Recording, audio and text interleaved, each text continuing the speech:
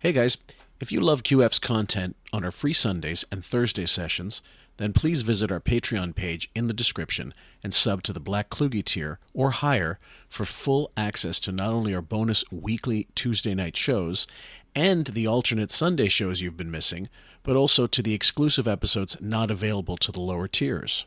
It's roughly the price of one coffee a month, and nobody at Starbucks will make you laugh like we do for that kind of scratch. In addition, when you sub to the Black Kluge tier, you'll get 2 weeks advance access to each Thursday session on Patreon before it makes it to YouTube. Are you ever driven in your career? Not anymore, probably, but like in the beginning when you start getting real success and you go, fuck you, Bluebird. You know, I hope the people who work there see me now.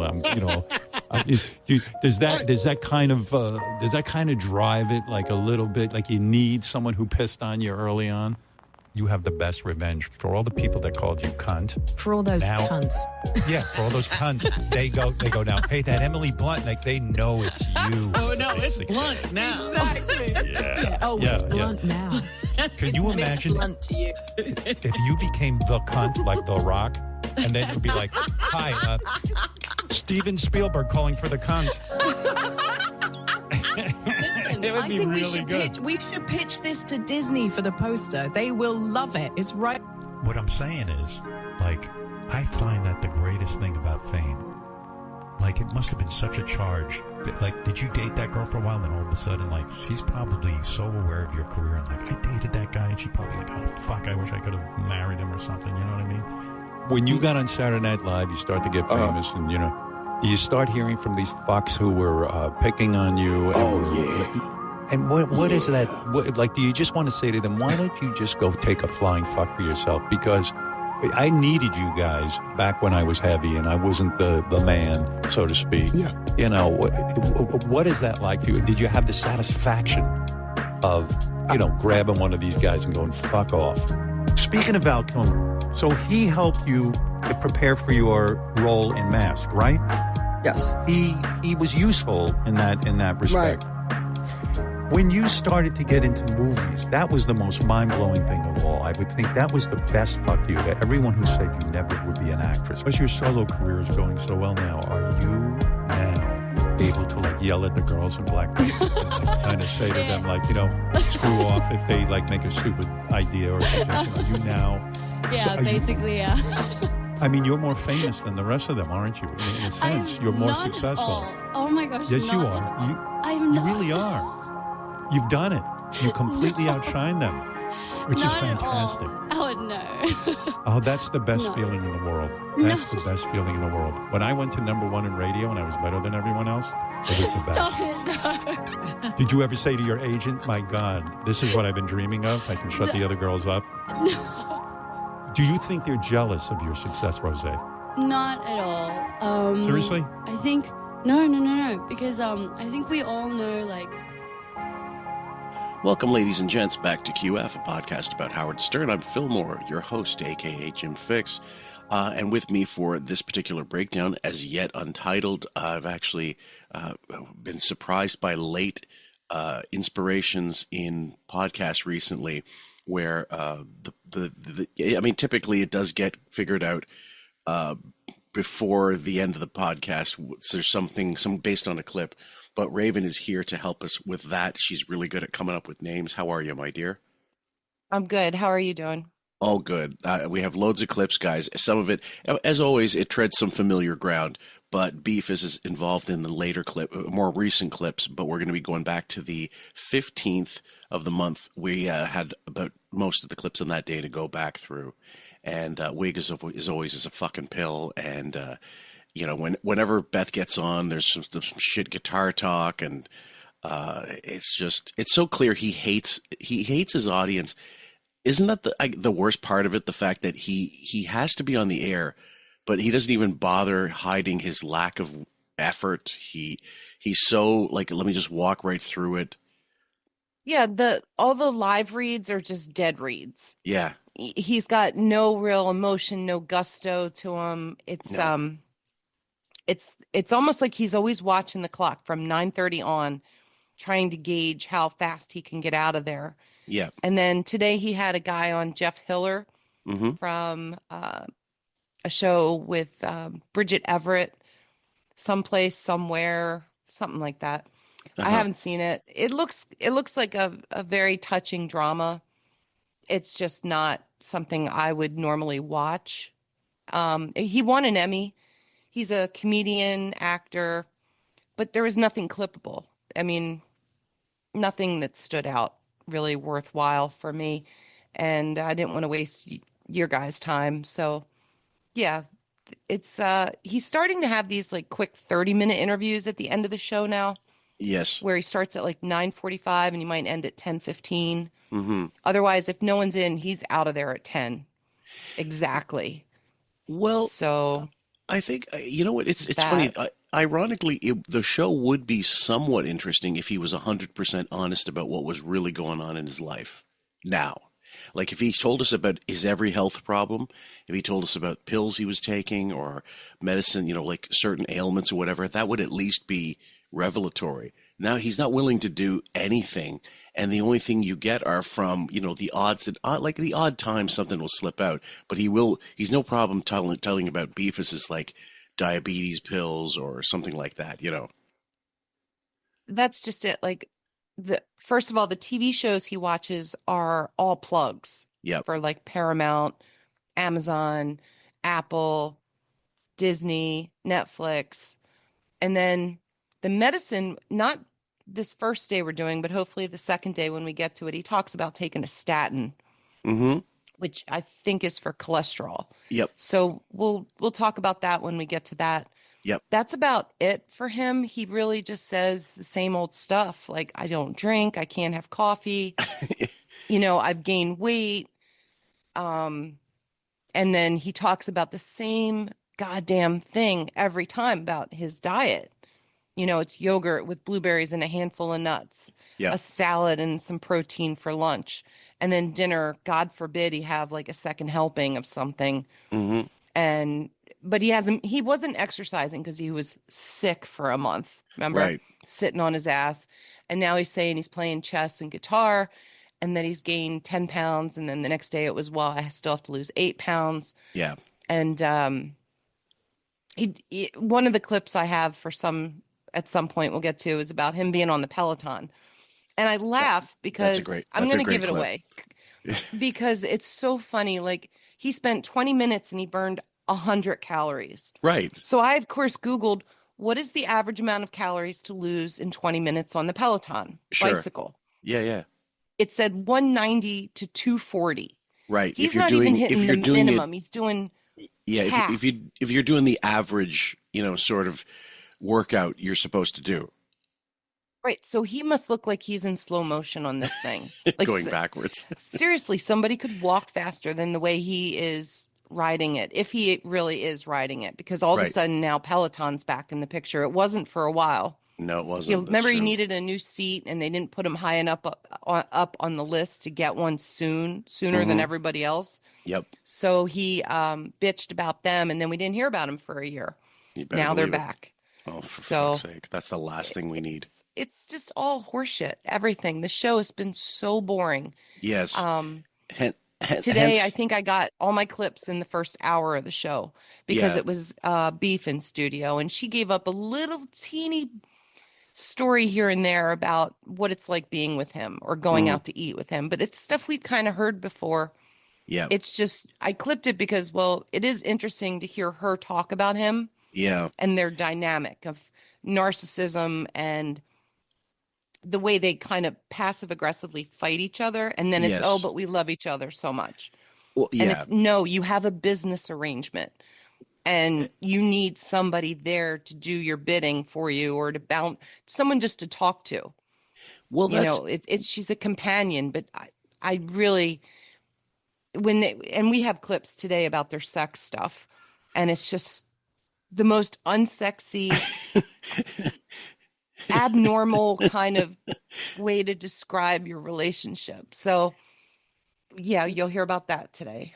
Yeah, well, if we get to it, yes, we definitely will, guys. There's a certain amount of the the stuff you've heard before, but what I find most interesting is the the perfunctory, yeah, like you said, the perfunctory way they discuss their, this bullshit sex act, which we know never happens. Like they're not in the same room, they're not doing the same thing, they don't give a fuck.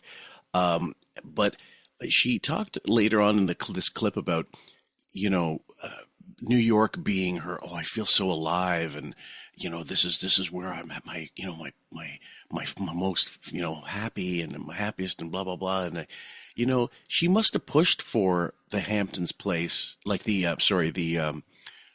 Florida place at some point. And do you think like if the inspiration was by going down there and seeing what the weather was like and the tax stuff, do you think family being down there, or presumably being down there, that might have been more of a motivation as well? That's probably the only reason why, well, the weather and the family.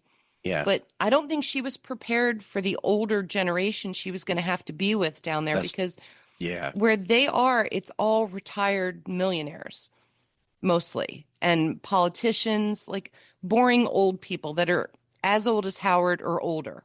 So they sit around playing like gin rummy, yep, and it's just not the party scene, I think, and the celebrities that she thought she was going to meet down there, where at least in the Hamptons, she'll get that. She'll get celebrities and go to Stephen Talkhouse and have lunch and dinners with people and parties. They do entertain at home once in a while, apparently, but for the most part, they never go to the penthouse in Manhattan. He hates it. All he's said lately is how much he hates the city, New York City.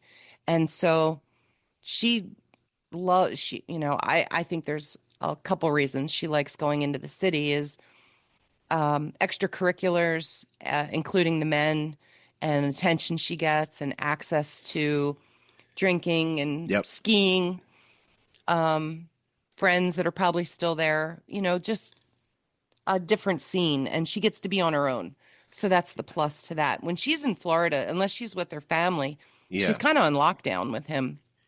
And in the Hamptons, she has like Allie Wentworth and George Stephanopoulos, the Fallons once in a while. It doesn't sound like they've been around them much lately. yeah. So I'm not sure. I think she's just totally let down, period, with the lifestyle that The she's Florida stuck scene. with, and the Florida scene especially. But like she fought him last year on being down there for Christmas. Yeah, She wanted to be up in New York, but this year it sounds like they're going to be going there in the first week of December, yeah. because he kept trying to push back the Christmas party that we talked about. Oh yeah, And it seems like they will probably be down there for all of December, yeah, if I'm understanding him correctly.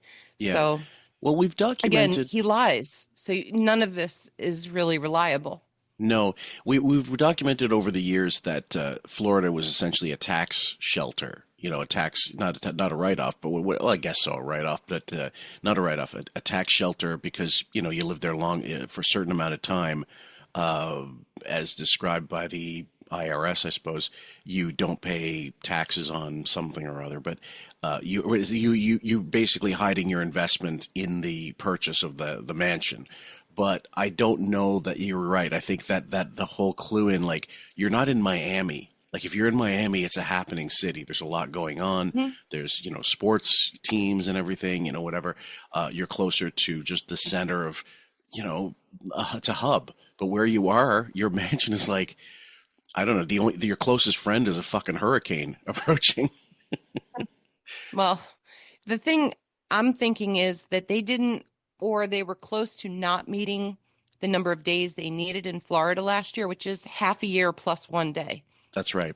So maybe they're going down earlier to meet that requirement this year for the year, Yeah, because yeah. they didn't get down there till late last year. But again, I can't always be sure when they're down there and when they're up here Mm-hmm. if they don't post videos of Yep. the studio. Yeah. And her with the cats, it's questionable sometimes, because she doesn't always post timely stuff. She'll pull out stuff out of her photo gallery Mm-hmm. from a year ago, and Yep. it's just not trustworthy that it's current. Yep. So it's really hard to track that kind of Yeah. stuff.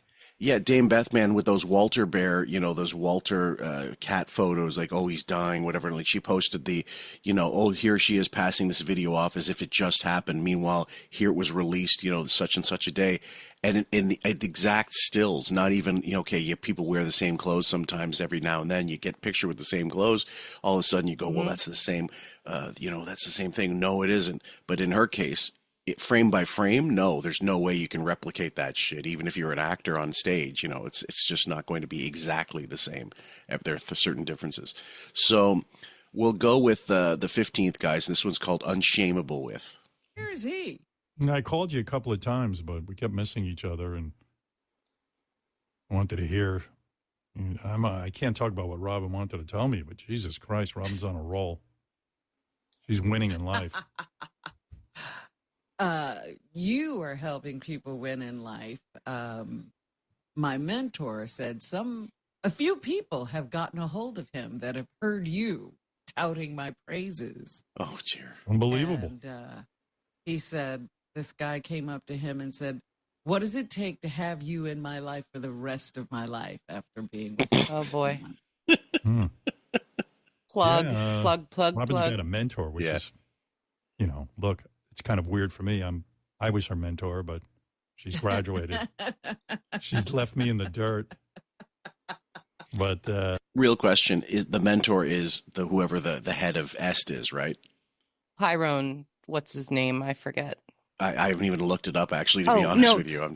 Her mentor is Tyrone, the guy from Unmessable With. Right, but what that you mean the black dude? The one that she does with Jocelyn Hernan Sakio, whatever, that other guy who Yes. does. Oh, he's the mentor. I thought like the head of the head of Landmark Forum would have been her mentor, more or less. No, they're discussing her financial genius in this case of making money, and I guess because he taught her how to trade stocks or investments, right? He called to thank her for getting more clients, more suckers to join their group. Yeah. Allegedly, right? Yeah. We got to say that with pretty much every clip here. That's right. She has a mentor, and they're like the dynamic duo. But Robin's on a roll. Let me just say I called her the Picasso of money. God, for fuck's sake! Like, of all things, we got no shortage of clips where they're talking up that shit. But then, we're going to be a bit. And don't worry, guys, we're going to get back into the Robin, the Quivers and Arsehole thing after we finish up with the Dana Plato saga, which is coming up soon. And today's episode, I believe that by the time you hear this episode, you will have heard part 2 of the Dana Plato thing with Len. Next one is called Bad Acting. What do you see? I see many spiders. Many? What? Oh, show over. How many do you see? Crawled away. How many do you see? Now I'm all itchy. Oh my God! Imagine how I feel. Does he? What do you mean you saw many? There was a dead spider. Yeah, maybe I got him. Maybe I injured him. Oh my God, there are webs everywhere back here. This is the absolute worst bullshit I've ever heard, ever. Like I've heard some shit podcasts this summer when usually it's Mrs. Fillmore sending me clips from a podcast that are on TikTok or whatever, like clips, and she says she thinks they're funny, and she has generally a great sense of humor, but not when it comes to clips and podcasts. She gets to me. We don't jibe on that. But either way, like really amateur hour stuff. This is worse than that. This is. Okay, this was Time Killer, right? This was a writing off cleaning of the basement, which probably hasn't happened for 5 years since that studio was built. And it was just, again, him and her, like, him turning everything into, oh, imagine how I felt. Right. Well, she's the one down there allegedly cleaning up these cobwebs, and I don't know how, but she carted off spiders without killing them, without using that tool that they catch them with on like pieces of paper. Right. And basically said they have an infestation down there going on. Yeah. And the funny thing was, I didn't clip it, but he doesn't understand how spiders can live there and he doesn't have food down there. Like Yeah. he doesn't understand they kill other bugs. Yeah. That they live off, you don't need to bring food. They'll find their own food down there. And That's because right. your lazy ass wouldn't let anybody come down or clean it yourself, Mm-hmm. you've been oblivious to this, and you probably saw one web, and Yep. then, oh, genius, I'll make this a bit. Yeah. I'll have Beth come in studio, we'll talk it up and then Yeah. overact our asses off. And Yep. that's what happened. And that's what you're hearing, guys. Oh my God. Oh my God. All right, I don't think you're gonna die. I think you're gonna be fine. Honey, I don't here's see the any. thing. She's disappointed. Oh, damn, you're not going to die. There's no venom in this one. Damn it, fuck. Live I'm going to spider. stand up. I want you to look around me and on my body. Look at this, Lysol. Lysol. Why is there Lysol down here? I don't know, but I you know didn't what? Pull put that that out there. there, and we got to get a major cleaning crew down here. No, we don't. I know It's what's not happening. No terrible. one's cleaning down there. No, yeah. Do you but see anything? This guy dropped out of the ceiling. Am I supposed to be cleaning this down here? Yes, you're busy with the cats and you're not cleaning the studio. I think you're okay. Hey, while you're down there, I don't doubt that they have a minimum of staff to the point where they actually don't pay people the right amount of money to enough workers to clean the whole place the way it should be, because there are things he doesn't want people to see.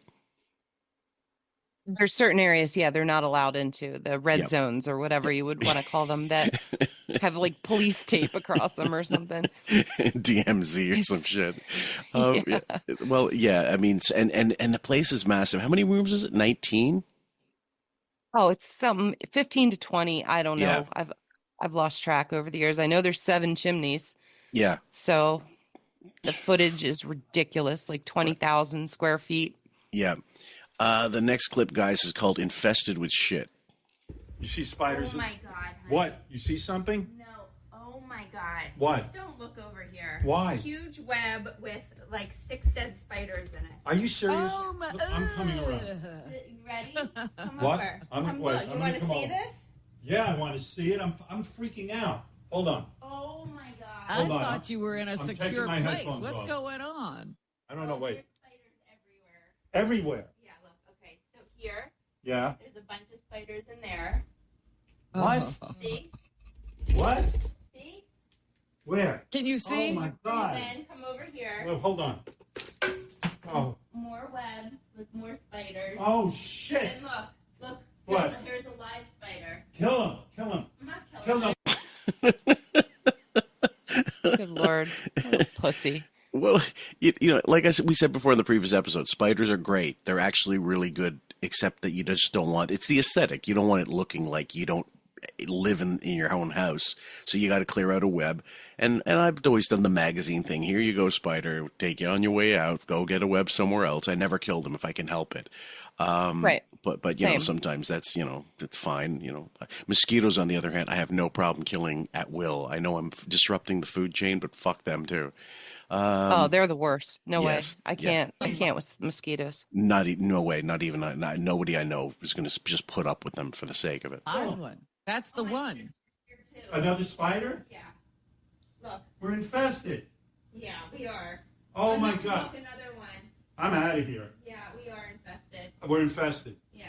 We're ending the show. I have 5 live Oh, spiders. fuck. I'm gonna go let them out, release them No, outside. I'm not sitting here for a fucking morning and getting attacked by spiders. You're fine. She you got can do the it. two Yeah, that were Johnny. all Over there, and I got the one. Was Camp Wilmette held in a fucking hermetically sealed lab? Yeah. He's always trying to get out of work. Yeah. Always. Yeah. And then I had a thought, Christ. Oh, it's giving me PTSD from Private Parts. All Yes. his bad acting and his Yeah, yeah, voice, you know, it's not on the, it's not modulated Yeah. where it normally is deeper. So you're hearing like his frantic, fake, Yeah. kind of, higher pitched, I guess Yeah. is what I'm trying to say, voice. Yeah. Well, it did one time during, I think it was Sirius. I don't believe it was at K-Rock, but didn't they left because there was a gas, there was gas that was coming out, like the air, something with the air. They all left early, like it was an hour earlier. They finished the show. Do you remember that episode? I do kind of remember that. Yeah, it could have been Yeah, like smoke from an aircon or something like that. Something I don't know, but whatever it was, there was some evacuation order, and it was not something that he insisted upon. It was more like you were all going. It's a health hazard, so that was it. But it was other than towards the end that, of the show, I remember. yeah, it was the tail end. But other than that, I don't recall any big things. The only other thing was outright cancellations as a result of unforeseen circumstances, or things like the whole fake cancer scare, and like I canceled today. What happened to him? Oh, Ben passed away, whatever. Whatever. There's not been a lot of examples of that in the history of the show. It was I know the limo, Ronnie had it gas because of bed bugs, Yeah. and that he bitched about that. There was also when they brought in the wood chipper to shred Christmas presents. Yeah. It was gas powered. Those idiots didn't realize there was going to be carbon monoxide coming off of that, and that you need to work something like that outside in fresh air. That's right. So they had to change plans and come up with another way to destroy presents. But Yeah. those are the only instances I can remember. But they never actually used the gas powered part of the wood chipper. Right. And one time they had to I don't know if it was the same situation, but they had to use like an electric one that was shittier and just wouldn't chip Shittier. anything. Yeah. That was funny. Like a battery powered wood chipper. That works. That sounds great. Mhm. Yeah. The Oh my ceiling, God, Robin, and you it's don't over even know. there, and they're tiny. They're Let me little see. baby. Oh. They're little baby spiders. Oh. Yeah. I'll get Robin, them I'm all. under siege. I'm gonna get them all out. Get them out. How did But that means- happen? I don't know. Well, I don't think this. He has ever wasn't been coming justice. from his home. He was coming home. Robin, what's your name? Beth? Beth, how is this happening? I'm not doing my duties as a wife. No, what I'm saying is, what are they eating? There's nothing for them to eat. How can they be living here? Motherfucker. This guy went to camp. I still don't know. Now I'm thinking that's all a lie. Well, that was what, 40 years ago, 50 years Yeah. ago? Yeah. 50. Yeah. Yeah. He was 21. Right. So He's notice- turned into Hampton's Howie doesn't deal with insects. no, he is such a bubble boy. It's not even funny. Uh-huh. But notice how she immediately goes into like the abused wife, like I'm not doing my wifely duties Yeah. well enough. My bad. Like that's her default is, oh, I'm sorry, it's my fault. Yep. That's the best way to do it in that situation. The next one always tells on himself. I don't know. Maybe the spiders think I'm a huge, ugly fly, and they're trying to capture me. Like that. By the way, this is just a scripted radio play. I'm really not a pussy. I could. Yeah. That's what it sounds like. That's the character. Thank you. Yeah, I'm playing a character now for your enjoyment. Elizabeth, you're on the air in Massachusetts. And Elizabeth isn't on the air. It's another back office caller, I'm certain. Or, somewhere office caller, not back office in this case. Next one, guys, is called Fuck Off, Fred. Did you go with the nylon guitar? I know people don't like the guitar talk, but fuck them. I want to know about your nylon guitar. What Why'd happened you get was I started. I love these short clips because it's total design when you clip something this short because and in this situation Fred advancing the guitar narrative, but there's people on Reddit posing like, guys, I've been playing guitar for 40 years, I don't want to hear Howard's guitar bullshit. No, so many people are like, 1 out of every 4 people plays guitar, and nobody talks about it like this. Nobody cares to hear other people talk about it. No. And the fact that Fred knows people don't like the guitar talk, even though every caller would lead you to believe that it's the best thing in the world and that he's getting better and better every day. Because that's all they call in about when they talk about his guitar. Yeah. So Fred knows. Fred knows Mhm. people hate it. Yep. And he just sorts out those emails or texts or is surfing on Reddit somewhere reading feedback. I think he secretly does all that. Oh, yeah. And why else would he say fuck off people who don't like it? Yeah. And Howard just blew right past that. He didn't even acknowledge that people don't like it because he doesn't want to hear that. No, he doesn't. And the Reddit thread's funny. Even they're losing steam now. Like, that's how bad the show's getting. People are starting to tune out, like, even to the point where the hence guys, if we don't do deep dives, I mean, we may just bore ourselves into oblivion, because not that Raven's doing a bad job, not far from it. It's just what she has to pick from is so like the minutia is so fucking lame. And I remember Bob one time when we were recording, and he goes like, "This is just like bullshit. This never happened, whatever." You can hear it, and you can hear it every time there's something extended beyond what it would normally be. Like this spider stuff, that 2 minutes worth, there's no way there's any real shit like that happening in his life. That, yeah. Yeah, and what I gave you was 2 minutes worth. Yes. That bit lasted about 25 minutes. Yes, I believe it. Of just him like bitching what about if it's spiders. in my hair? Yeah, right. What if it's how'd you building know? a nest? And, yeah. Yeah. But it's just, yeah. I mean, this morning when he started off hot with Beth, I'm like, oh man, I'm going to have a lot of clips today. Yeah. But I whittled it down and it became like 13 clips, which is nothing because that's about a minute a clip, if that. Yes. And so I think I ended up with like 11 minutes. Yep. And the next of one, 3 guys, hours. Right. That's you got the gold from but the platinum from the turd pile. The next one, guys, audio fuck up for the bingo. And do you caveman style. Big dick energy, dick right? Energy. Yes, Robin. Big dick energy. That's correct. Big dick energy. Big dick energy. Hey, Fred, every time you play a sound effect, it makes a terrible hum. Yeah, what's that? What is that, Fred? I'll check it out and see if there's something amiss. How are you going to check it out? You don't know anything technical. Hot mic. I know enough to be dangerous. All right, go ahead. It's gonna. With Fred talking and the three of them sort of having for the one time you hear all three of them at some point in the same clip, it really sounds like a retirement home. Yeah, the idea that every show has something, or 2 out of 3 shows every week has something minor wrong with it, and it pisses him off. Yes. Or somebody's leaving a mic on. I'm not sure. I'm not clear on which one. Yeah, sounds most likely the case. And they always had problems in studio, but they were mostly manageable. The fact that the stuff is happening so more frequently is because they're all remote. That's just a reality of life. So next one, guys, same shit, different day.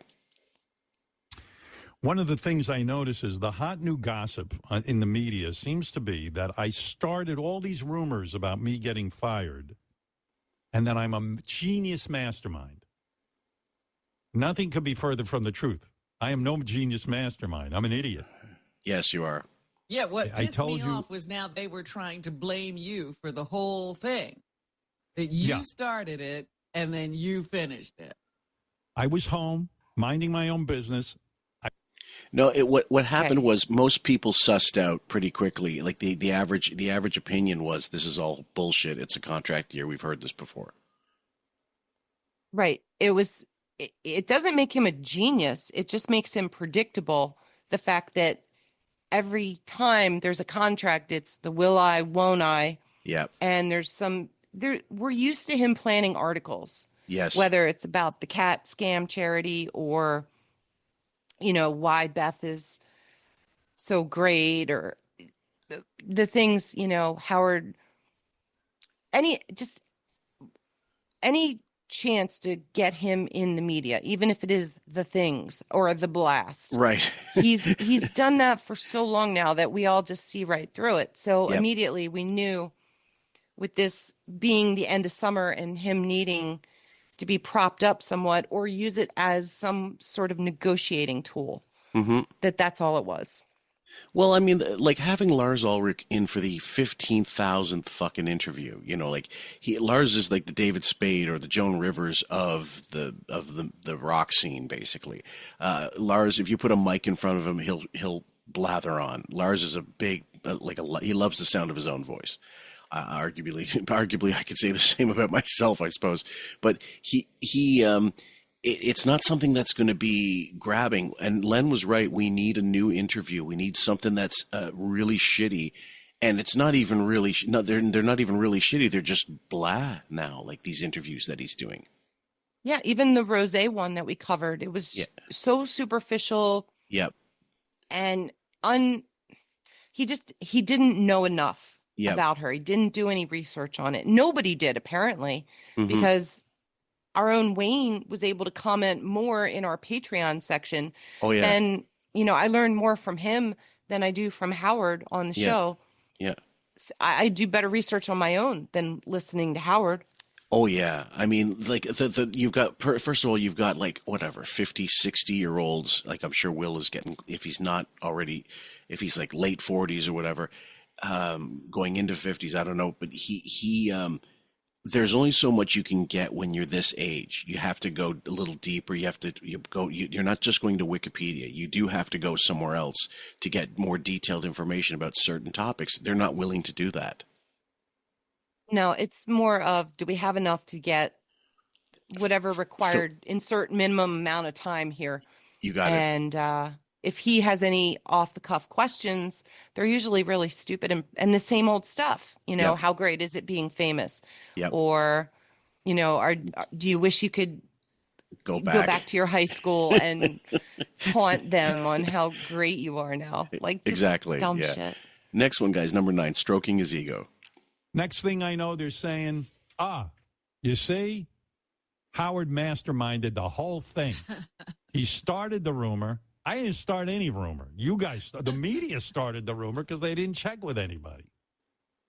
Anyway, but now they're saying I masterminded everything. So here it is, a series of clips of me starting my own rumors. Howard played into the rumors that he probably started that Sirius was canceling his show. Howard Stern was accused of manufacturing all the recent Howard Stern controversy.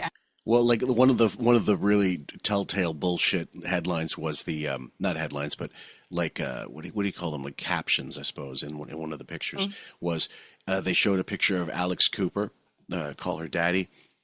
Right. And podcast host, and they said something. The variation is Howard is so angry at her and the money she's getting that when they pass each other by in the studio, he doesn't even acknowledge her or something like that. And he's not been in the studio for months. What are you talking about? They would never run into each other unless she was going to the Metallica thing, which is not her bag. That's right. And he had, how long ago was it he did that? When they launched the new app, he came in to, I think it was in Sirius. The keynote speech where he had to go give that horrible, that thing covered with Sam. And then, and that maybe there was a bunch of Sirius employees there basically, or shareholders. Right, but she wasn't on board with the company back then. So that might have been the last time he was like in studio other than Biden, Harris. Yeah, that's right. Those interviews in the past, and Bruce Springsteen. I think that one he came in for. Yep. And again, you wouldn't really know because the studio was so nondescript and so blah that, how do you know that wasn't some random wing inside Sirius that they convert every time they want to change the colors, change the screen? It doesn't really matter. That's ideal. That's the ideal setup for a place that has so many different hosts anyway, because you save way more money and it's more just economical and ergonomic to have something that can by digitally alter it to have a backdrop of San Francisco if it's based in the Bay Area or something like that, or looking like Hawaii if it's a Polynesian based show. You know what I mean? Like it's what are you going to do with a picture of fucking Beetlejuice on the wall if you're not the Stern Show? Nothing. I mean, they dust off the backdrop whenever they do pull an interview in studio, but he's been at home all summer. Yep. I don't know, all year is what I'm trying to say, except for those 3 interviews that we mentioned that were in the past 2 years. Yeah. So it's just so lame. Like if J-Lo came in, he'd be in person for that one, I think. Oh wait, when Cher came in, was he in studio for her? I think that might have been another one. Yeah. Okay. Cher. You're right. But generally, though, who have we had since? Maybe I can't remember about Barbara Streisand. I'm not sure on that one. Pitbull was live too, but that was last year. Was Pitbull? That was in Miami. Miami. Okay, that's right. So he didn't even have to go to New York for that one. That's great. actually is just going to continue. It seems like it was all to get maybe more listeners or viewers or whatever on the platform. Which probably did the trick. He is a performance artist, a provocateur, a master of manipulating. Mad Dog. And the rumors of his demise at Sirius are just his latest act, orchestrated by the man himself. And his brilliance has always been his ability to control the narrative. And this is his latest masterclass. I love this guy. He's...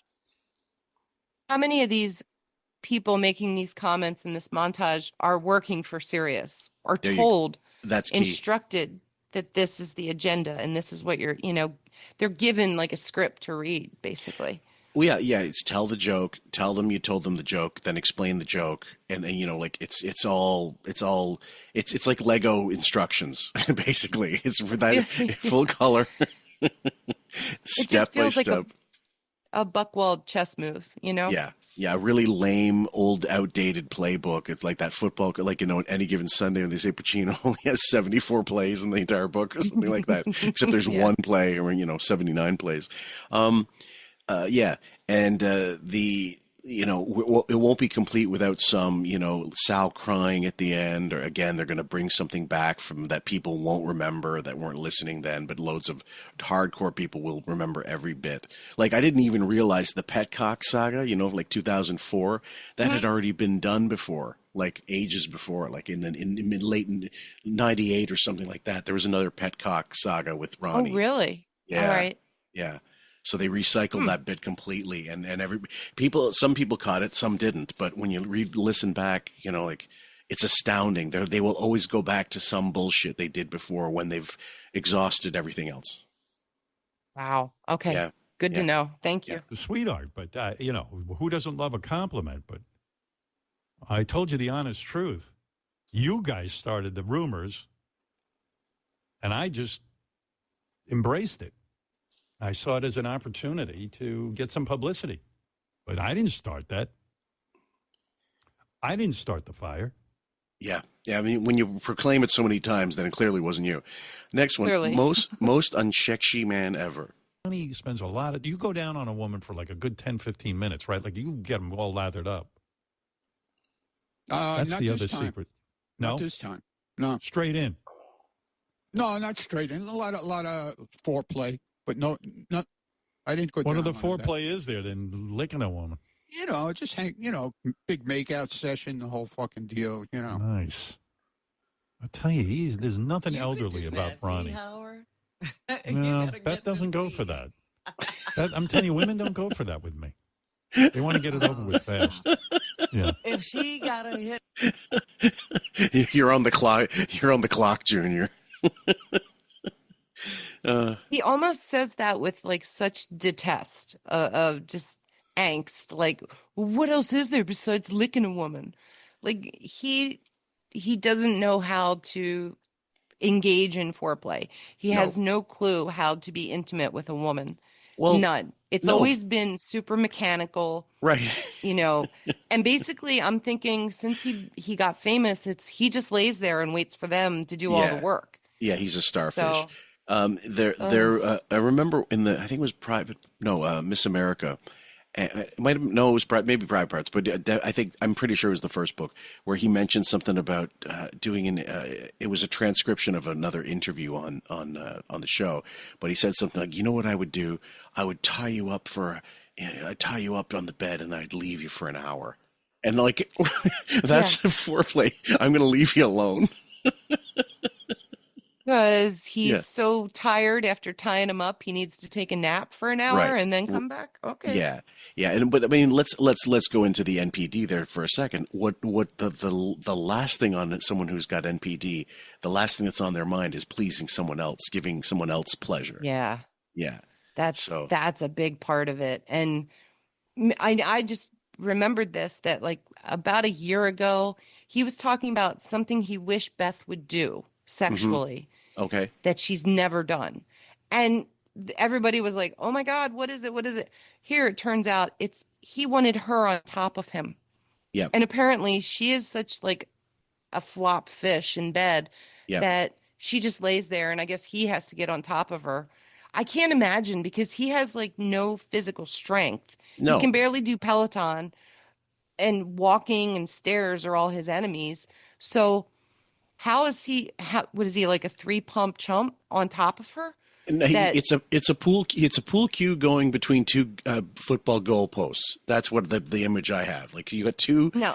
narrow little two narrow assholes, and both equally uninterested in the other. Okay. Because I know we say we don't believe they have sex anymore. I do believe at one time they have.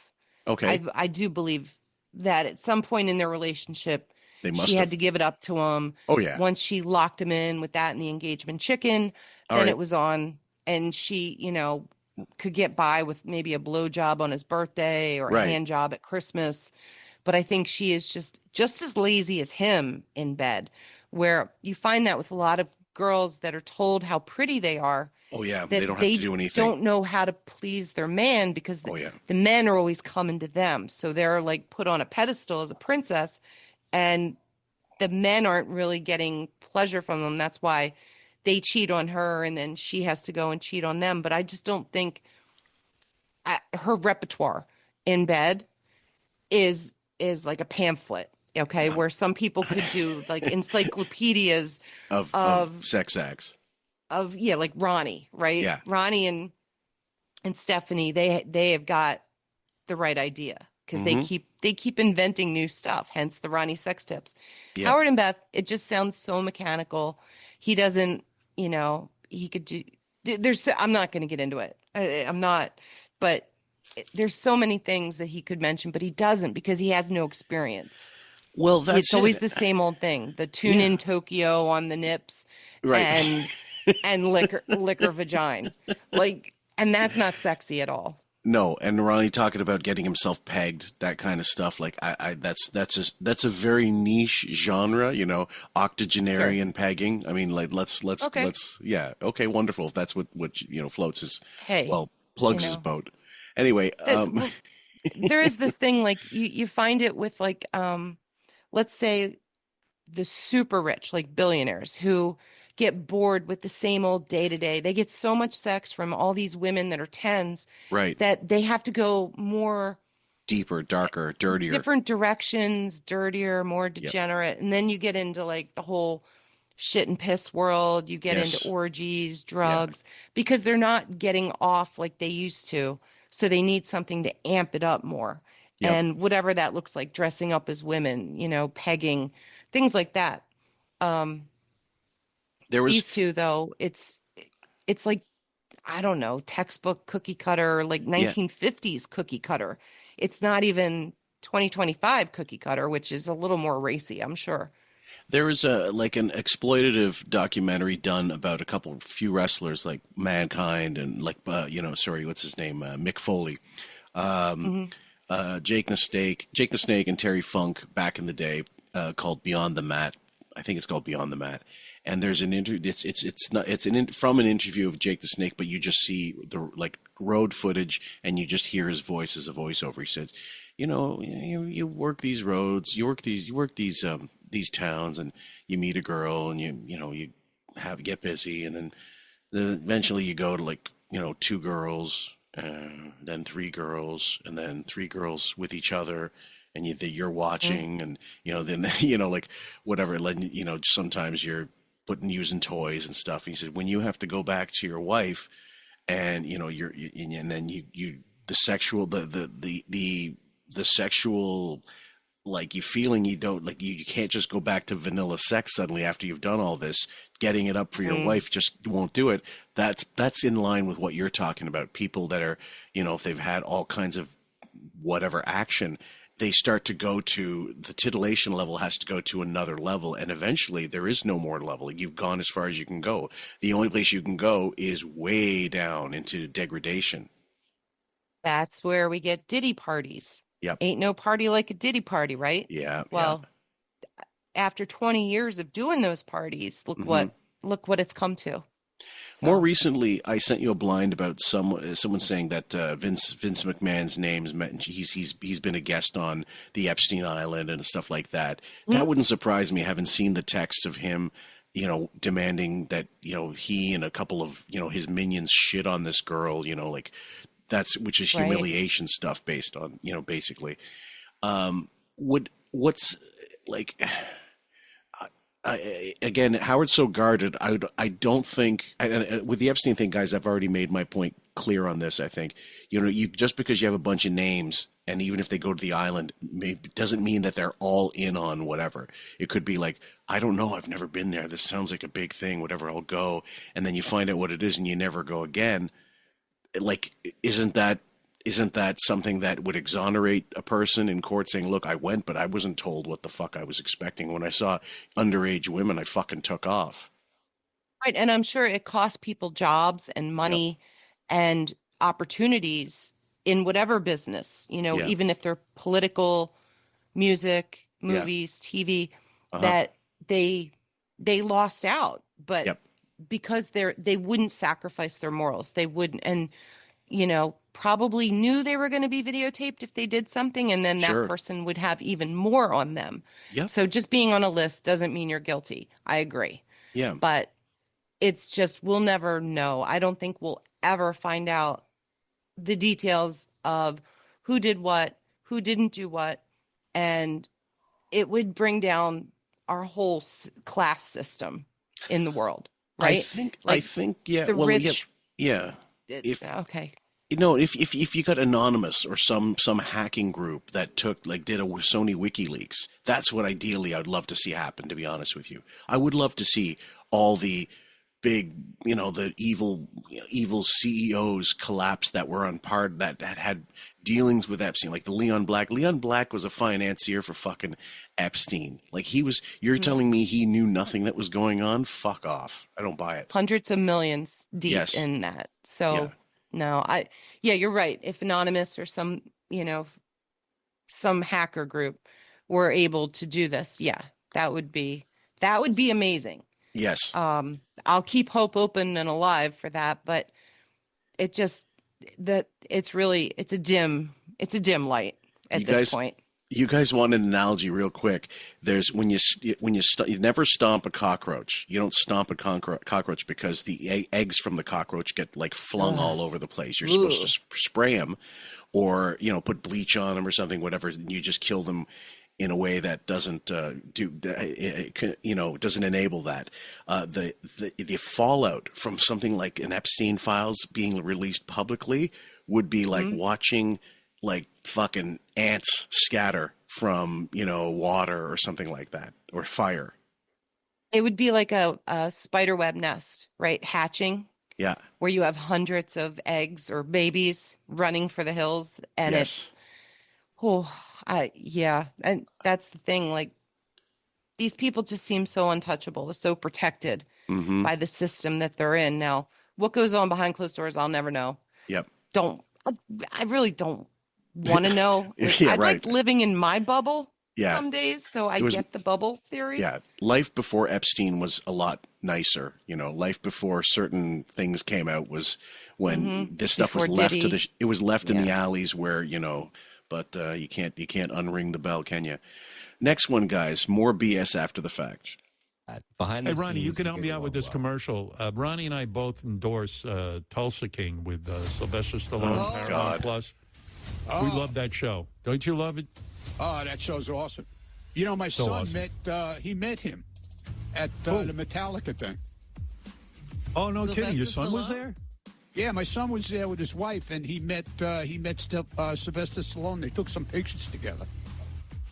You're telling me your son was at the Metallica thing and he doesn't come over and say hello to me? I don't know. What's wrong with him? Fuck off. You don't want Ronnie coming over. Is this the son's going to fucking come over? You don't think Ronnie said, I work for an asshole. Sorry. You've got to kiss the ring. Yeah. Thank you for my life. You gave my dad life, and now he gave me life. Yeah. So I really owe you. That's what he means there. Yes. You got to read between the lines on this guy. Big time. I told him not You never even think to call me Godfather. to bother anybody. Not to bother me. I know that Anybody. kid since he was... Anybody. I tell you, people, that's insane advice. You wouldn't tell your son to come. He's busy with Sylvester Stallone. He should be with me. Yeah, you're right. That was you took pictures with him. Why wouldn't you want pictures with me? I don't want to be in pictures with you. I don't want to be photographed. It's such a double bind with that narcissism. Right. Damned if you do, damned if you don't. But Howard didn't even meet Sylvester. Right. So I mean, he was in like, studio. He's been on phoners and he's been in studio before, so shouldn't be that big of a deal. But were there two different VIP areas? Is this what happened? Because there was another name of somebody who was there that he didn't meet. It was, I think, a musician that I'm not familiar with in his 60s. But again, Howard just loves not knowing. Oh, he was there. I didn't know. Right. Why didn't I get there? Why didn't I get a picture with Stallone? Yeah. He didn't want Richard Christie coming up to him. No. What about Jim Florentine? Can he come up to him? Probably not. Yeah. I don't, he doesn't like to be bothered. Yeah. He only wants A-listers. And that was the thing. Sly is an A-lister. Yes, absolutely. Okay. So there's the competition thing there. Yeah, I think so. And also I think if Ronnie hadn't mentioned that, if he had said, like my son, nothing about Stallone, nothing about meeting Stallone, none of this you wouldn't heard what happened afterwards. Like he wouldn't have been, right. He wouldn't have given them the fodder to do such a thing. So we'll play this clip out, guys. I would have loved to have seen him. I wasn't there. He's remarried now? He was a kid. I know him since he's a kid. He's remarried now? Yeah. I didn't know that. No one tells me anything. You wouldn't. When would they tell you? Why would they tell you? And what would you give a fuck? And they know that. This is the same guy that wouldn't even go in his driveway to wave goodbye to Ronnie before he went to Vegas. Yeah. Wouldn't go to the wedding, bitched about a present. Yep. And now his son is supposed to come up to him? Like, in what universe would that be okay? This is insanity to me. Well, do you honestly believe Ronnie didn't shit talk Howard to his son on occasion? I'm sure he did. Yeah. I'm sure he's told him a lot of things about this show. Oh, yeah. And he said, look, just play it safe. Don't go anywhere near him. Yep. Don't give anybody any inside information. Just tell them I'm out in Vegas and I'm happy and I'm good. Yep. And yeah, that, you can't. You're grateful to be there. That's all you say. You're looking for a minimal of ball busting, or none at all if you can manage it. But with Howard, you're always better off left. Why didn't you come say hi to me than going to say hi to him? Because it's going to be exactly. Next one, we've got two more clips for the day, guys. Daydreaming about death and the Emmys. The Emmys. I mean, How dare you? I wonder if, like, when I die, would I be would I be in the in memoriam? Because I have done a lot of television, and people don't realize that. Oh, you influenced. You put radio on TV. Yeah, but they don't recognize you for stuff like that. No, but this is a whole. That's not true. Then you were a judge on America's Got Talent. Oh, that's right. There you go. Yeah, there you go. Good one. Shows. Come on. Yeah. I love how they feed him. They feed that ego so much, He would be an afterthought on a TV, like especially the Emmys. Like he's got nothing to do with TV. He's incidental at best. They didn't promote Buchwald when he died. He had people that worked for him, like Ralph Macchio's movies, and he's streaming. So I think streaming is that in the Emmys or the Oscars? I'm confused now. I forget. Well, that's a good question. I think it's in both. Because I remember he has Cobra Kai. Well, back in the day, if a film was shown on HBO, right, before it got a theatrical release, if it got a theatrical release, it couldn't qualify for an Oscar, believe it or not. Okay. Yeah. Got it. So, which is really TV. to me it sounds stupid because a movie's a movie. Like, is it, was it on TV or was it I get it, there's certain criteria, blah blah blah, but is it a show? Is it a show or is it a movie? That I understand that thing. But at the same time, these days don't Netflix shows are still shows. It's still part of when the Emmys come, they don't say best. What do they have? Best streaming show or best cable show? They don't have a. They have like mini series or documentary. Right. They'll have animated. shorts. Yeah. You know, they have those things. Right. But my point is, you used to be the big three: ABC, NBC, CBS. Right now, there's so many different channels, so many different options. There's streaming. You don't even need real TV. You can just go streaming. Right. So streaming services are still considered like TV stations, right? Yeah, I would lean that way. Yeah, for sure. Because how could you discount, as whatever I think of Netflix, how could you discount them as a force in the industry? For fuck's sake, they make films, they make shows, they get repackaged shows, they stream them like internationally. It's easier. Even though they might be hemorrhaging money with their sort of their structure, they're still producing things regularly. So right, yeah, okay, yeah. We're on Larry Sanders. They got it. Yeah, it was on Larry Sanders, and I did have my own TV show, even though it was local. And I was on the E Network for many years, so there you go. No one cares. The CBS show too. Yeah, well, but I mean, dude, like every. That's funny. I love how he poo-poos the CBS show when that was a CBS was one of the major networks. Yeah. Well, he also had Son of the Beach, which was on FX. That's right. And he wasn't in the show. He was creator, producer, but he didn't do shit for that. So, and not like that's some top-notch show either. I mean, it was a Baywatch spoof that is split on people liking it or not liking it. So no, somebody like Aaron Spelling is a shoo-in to get noticed at the Emmys when he dies, like in memoriam. So the producers, absolutely big stars like Larry Hagman. You're not going to put when J.R. Ewing passes away, he gets in that fucking thing. He's like a Hall of Famer going in, basically. But anybody who was on a massive show, except if there was some scandal, like Bill Cosby, when he dies, do you think he's going to get mentioned in memoriam? No way.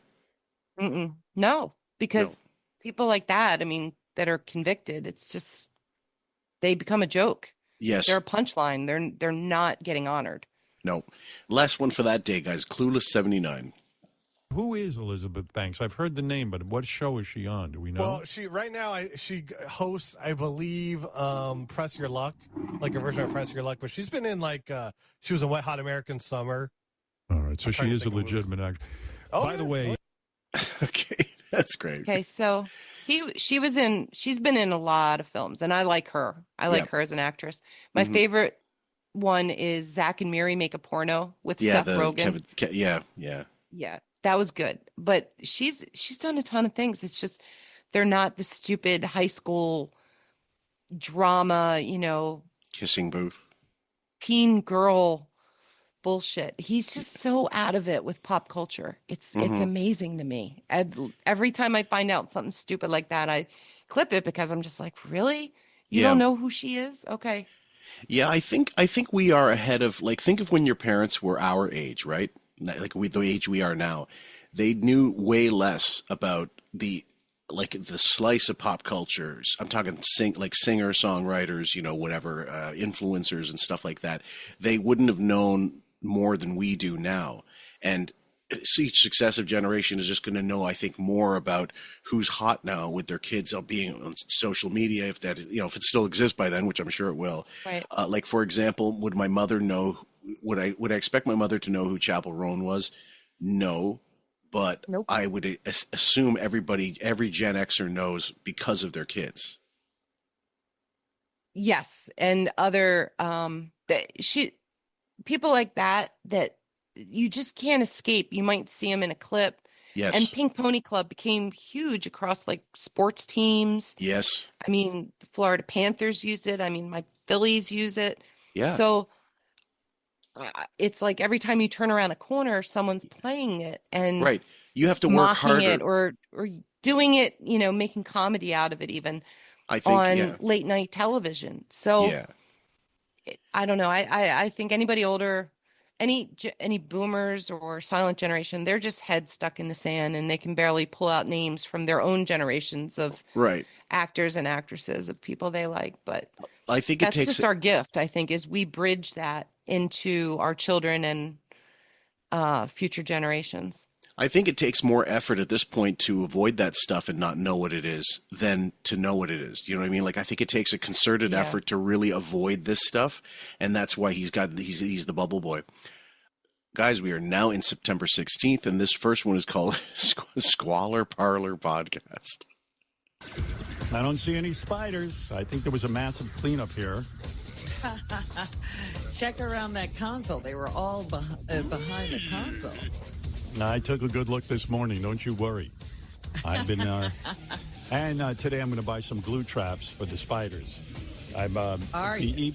Yeah, well, the fans wrote me after my horrific war zone that was down here yesterday. People were frightened for me. And glue traps. You're not catching, Japanese hornets, dude. There's spiders. What do? Like put a mosquito on a glue trap? Come on. I so want them to get stuck in his wig, in his system. Yeah. And then he can't get him out and ruins a whole hair system. That'd be great. Just as a curiosity, like this, the equivalent would be, and I wonder, did you ever have this as a kid? Get gum stuck in your hair? No, I've been lucky. Oh, I've seen that with a couple girls in my life, like the blow, but back in the Hubba Bubba, like or Double Bubble, like bubble blowing competitions, whatever. And they got close and then went all over, and they were freaked. They had to get they were crying, like they were screaming, like they thought I could cut their hair off completely. I don't know how it gets done, but there's a special shampoo for that kind of shit. My favorite on TikTok is girls that are on a plane and they flop their long hair over the seat. So the person behind them can't do anything and it's all like draped on them. And when they try to move it, the girl just flops it right back. So they chew gum and suck on lollipops and stick them in their hair. Yeah, I would too. It's so mean.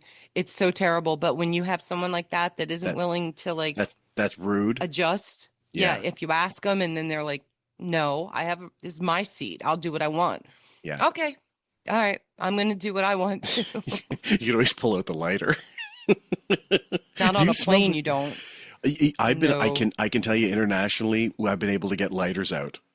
I've been able to fucking go in with lighters. Something's changed. Absolutely. And oh no, you can take them on, but you can't whip them out and start lighting. You can't even flick them. When the lights are down and people are sleeping, you can. I guess. I don't want to risk that. I wouldn't want to risk it. No, not when there's you never know when there's a stray oxygen leak. Fuck. Anyway, guys, we'll continue with that one. There's only a little left. Yeah, the fans seem to agree that you put some glue traps down right in this area where my console is, and then all the spiders will go in there. Oh, and a quick question to people out there, especially the outdoorsy QFers that have cottages or whatever. That's what we call them in Ontario anyway. If you're in the woods and stuff, like the old glue traps, do they still make them? Which used to be this almost like a film canister. Do you remember that size? It's the tape gets stuck onto the ceiling, whatever, and it hangs down, and it literally is flypaper.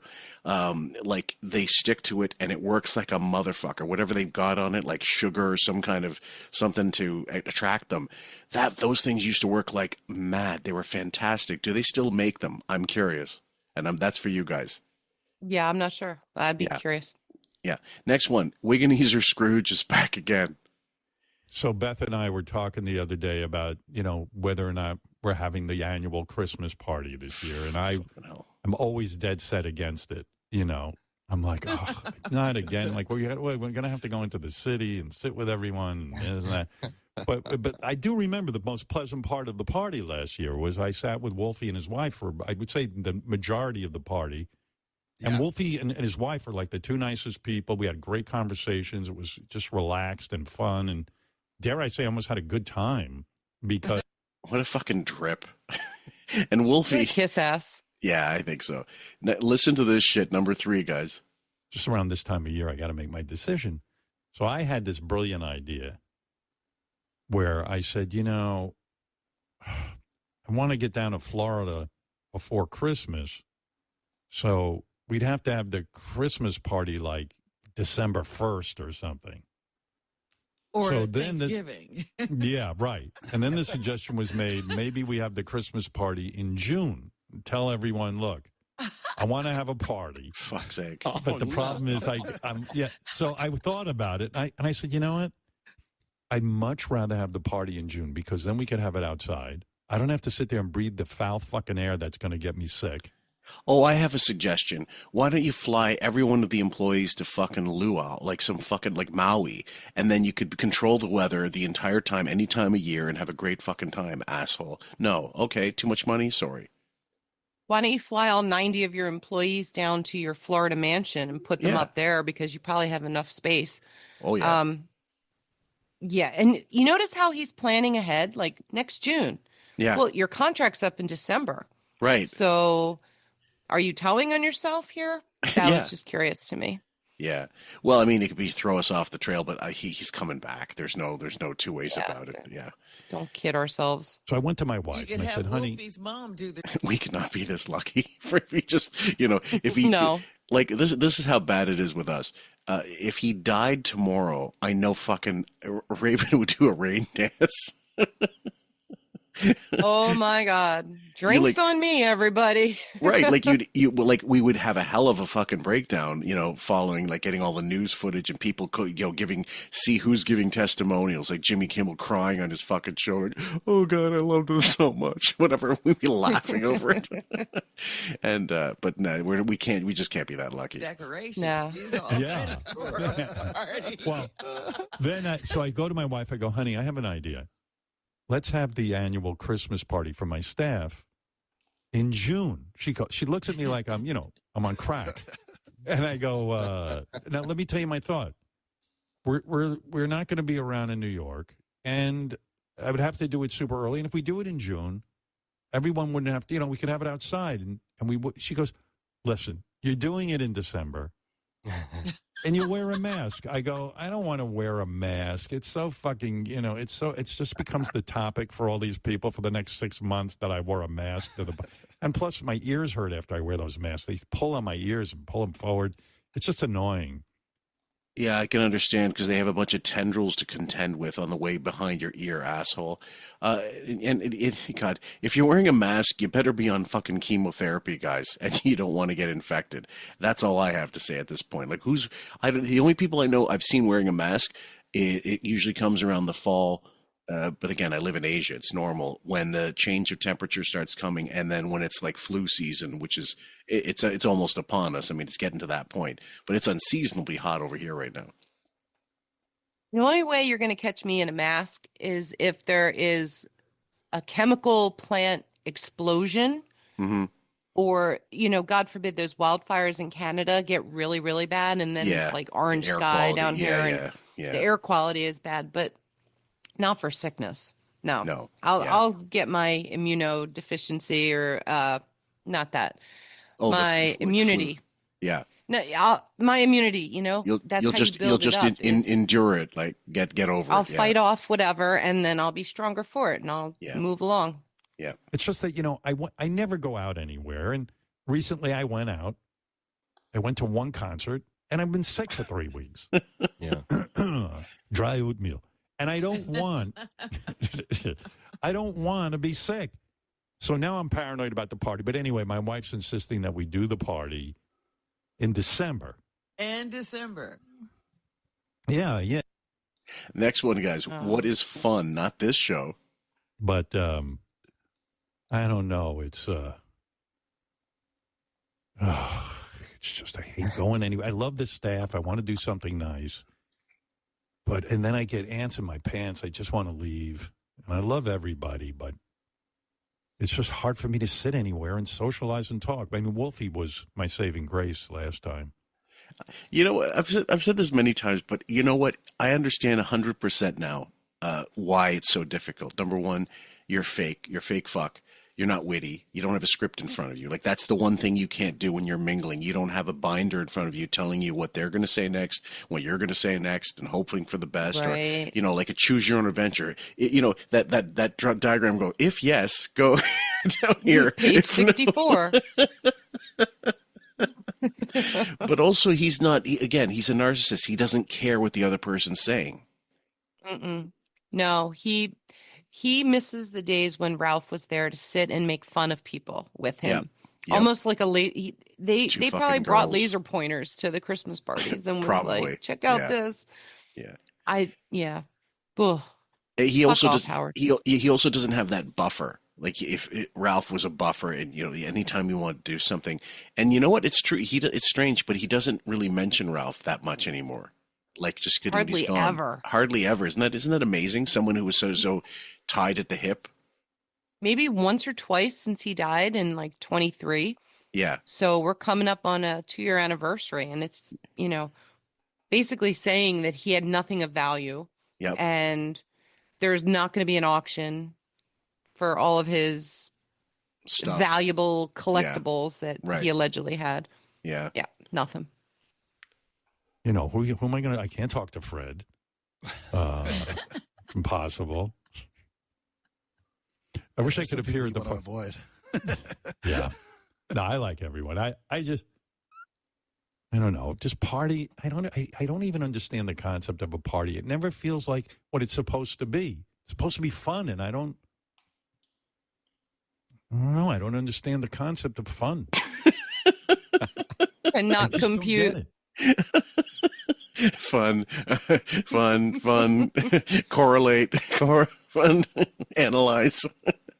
Chat GPT, tell me about fun. Why don't we do that? Let me see if I can find that. Just out of curiosity, let's see if we can go. All right. What is fun? And so AI overview usually gives something here. Like, where is it? Show more. Hold on. How do I get this? AI. No, wait. There we go. AI mode. AI mode. Okay, so AI overview. You got it. All right. Hold on. What is fun? Let me go into AI So you overview. get rid of the just. All right. Let's see. Define fun. Yeah, it's just, well, I mean, all I'm getting is definition Wikipedia. I want that thing that comes up, that usually that AI thing, but it doesn't go. Oh, AI. Oh, there it is. AI mode. My mistake. Yeah. Okay. So I looked it up, guys. AI defining fun for Howard. Okay, this might be fun. Fun is the feeling of lighthearted pleasure, enjoyment, or amusement derived from engaging in an activity purely for its own sake. It is subjective and personal experience. Already, they've lost them. Personal experience that can arise from a wide range of activities, from playful actions to meaningful connections. Nope.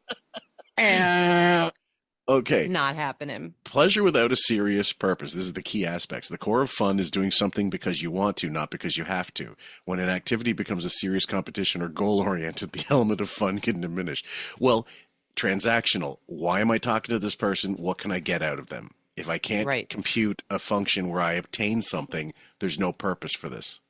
No supply for his Fun MPD. doesn't. That's right. A state of mind. Fun can be a mood for seeking or creating amusement. It is often described as an emotional high that releases feel-good chemicals like dopamine and endorphins, which reduce stress and improve mood. No, not going to happen. Not the same as enjoyment. While closely related, fun is a specific high-spirited type of enjoyment. For example, you might enjoy a serious dramatic movie, but a lighthearted, exciting one is more likely to be called fun. This is great. Connects to play. Fun is a natural byproduct of play, and the two are often mentioned together, fun and games. I have this image of Ralph and him doing cosplay, or, I don't know, like just...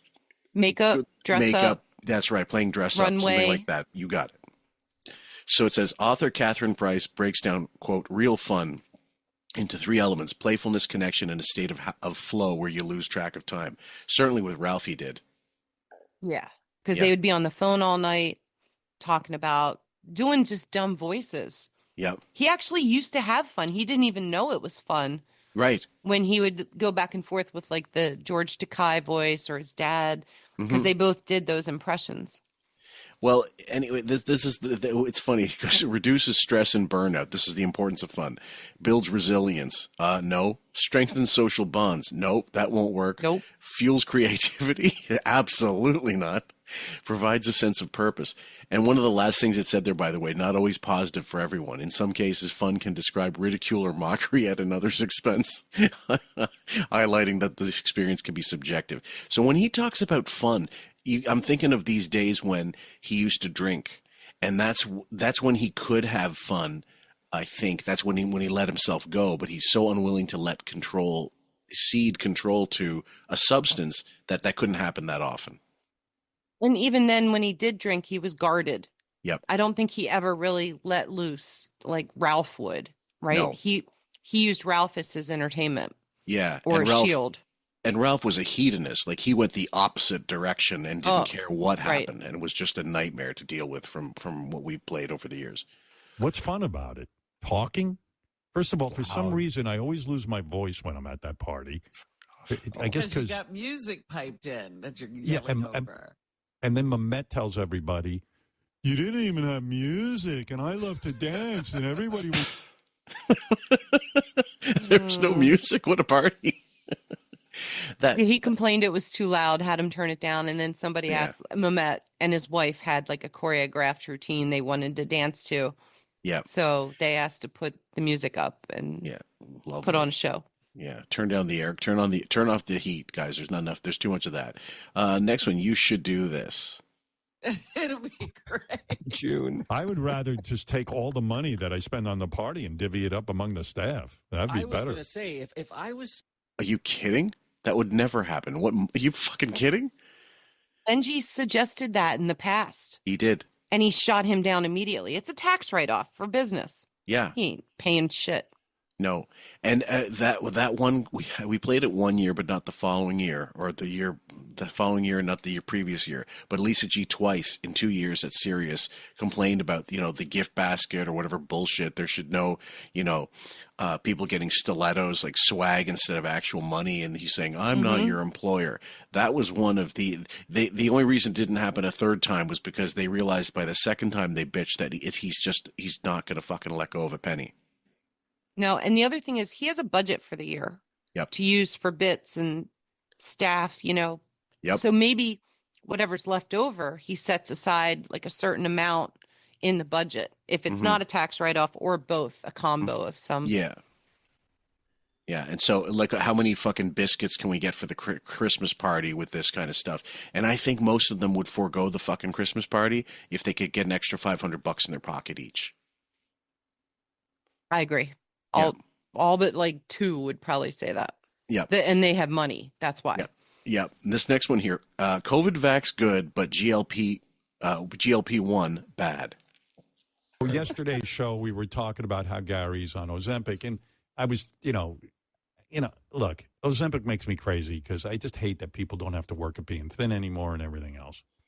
But, so I'm anti-Ozempic. Of course you are. And like when I think about Gary being on Ozempic, I think to myself, Gary wasn't obese. Gary was maybe 15 pounds overweight, 20 at the most. That's considered obese, by the way. Like obese is a lot lighter than you think. Like it's not the 600-pound sisters. That's dangerous. That's morbidly obese, but obese is really morbid. Yeah. Gary is 50 pounds overweight. Yes. I did the math based on what he's going to say next. So I think I have all this in here. Okay. And so now he's on Ozempic, which is a drug. And I don't care what you tell me. I don't know. The whole thing felt weird to me. So listen to this.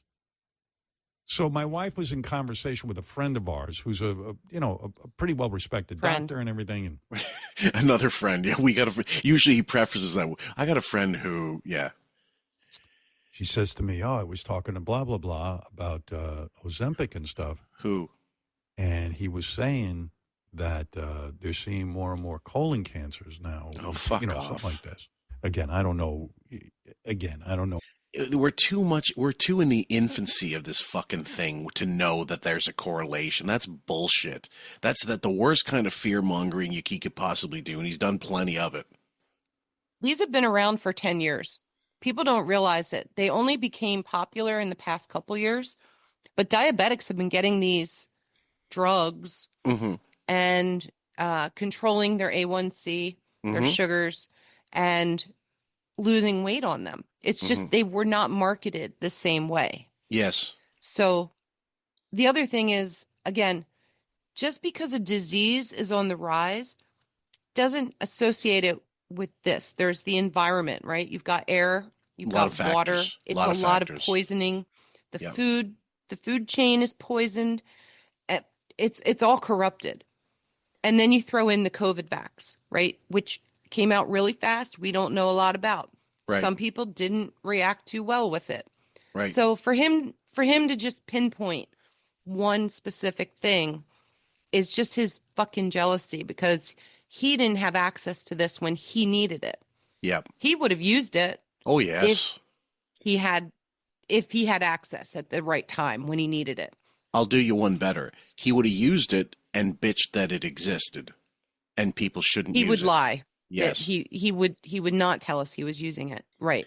Right. And the other thing is, and like with the COVID, with COVID itself and the vaccine, we still don't know, like the long-term effects are still to be determined of either, like what people are going to do, what people are going to have. And also it's ultimately also based on a number of factors beyond the sickness, the vaccines and the virus. It so much depends on your DNA. On environment, like, right? Where are you? There's so many, like that. This is why scientists have their heads in a fucking twist, because it's not, everything is not exact. It's not the air particles in this country or in this state are different than this one, and the water supply, as you mentioned. There's so many factors that you have to take into consideration that you might be 20 years, 30 before they figure out what the long-term effects are. It's really fascinating if you have the patience for it. Right. I'll give a great example. My daughter needed her gallbladder removed this summer. Okay. She's 16. Right. No 16-year-old 30 years ago needed their gallbladder removed. That's right. But talking to different doctors, not just one, and Googling it, I found that they all have no clue, no idea why all of a sudden there's a recent surge in teens and young adults having gallbladders removed because they've produced so much bile that it can't go anywhere. They can't function. So luckily you don't need that.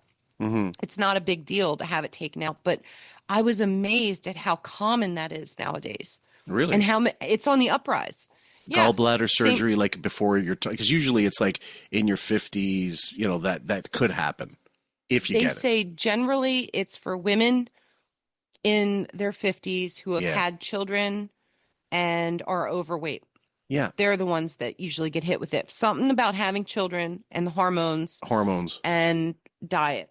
Yeah. There's something there. But for a 16-year-old, perfectly healthy girl otherwise, to experience that, I mean, she says, I've never known pain like that. It was a 10 out of 10 for her when she would have an attack. Yeah. And she had them for 2 years till they discovered what it was, which Okay, drove me nuts because my hospital Yeah. is shit. Yeah. And I went through CHOP, Children's Hospital of Pennsylvania, Mm-hmm. and they were able to diagnose her before my local hospital was.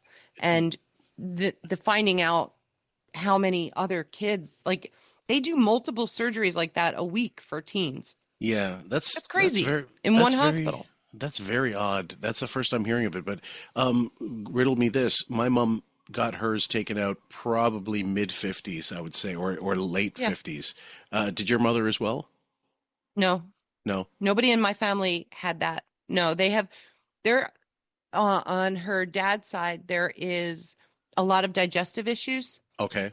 They have to watch their diet. They have Mhm. to, or else they'll have attacks. And so, but it wasn't gallbladder.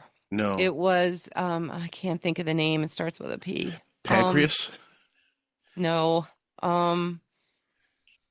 Christ. Huh. But it was But it one of was- those things where you couldn't eat nuts. You can't Okay. have certain foods Hmm. in your diet because it'll cause intense, extreme pain. A flare-up of some type of pain. Yeah. Okay. Interesting. I can't remember the name of I'll it. have- If I I'll do, have I'll to- put it in the comments. For I'll have this, to look. but- I'll have to look that up. Yeah, maybe guys, all the budding doctors, the QF doctors in the comment section, please, by all means, have your say. I'm sure if we Google it, we'll find it as well. But we're going to move on to the clips, though. I don't want to be disparaging to Ozempic or Wagabi or whatever these are called, but you do hear these reports and everything. So, I don't even know if that's true, but all right. So we hear this. So I said to my wife, I'm calling Gary on the phone. She goes, what do you mean? Why are you calling Gary? I go, Gary's on one of these drugs. I don't even know which one. Wagabi or something. Wagabi de. Abugliarida. Abugliarida. He's on one of these drugs. So, Robin, I say to Beth, I can't, I know. Before you even continues, Gary, you got to stop taking that. I need you to be a fat fuck in my presence when I see you. I need to see pictures of you fat. Jason, same thing. What are you doing with that fucking the surgery. What in God's name were you thinking? I need fat fucks around me at all times so I can mock you and feel better about my fucking thin self. Right. I was going to say they get into Gary talking about microdosing. Yeah. Microdosing is something like that people think is cool to say. It's like, I'm not taking the full dose. I'm just taking small versions of it.